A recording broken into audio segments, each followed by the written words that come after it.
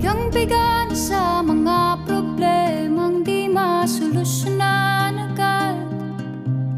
Parang wala nang bukas. Pwede bang umiwas? Hinahanap ang sarili, ngunit di nakakayanan sa ligaw na dinadaanan ko. Saan na to patungo? Saan ako patungo? Dahan-dahan nating simulan muli ang paghakbang. Dahan-dahang tumingin sa salamin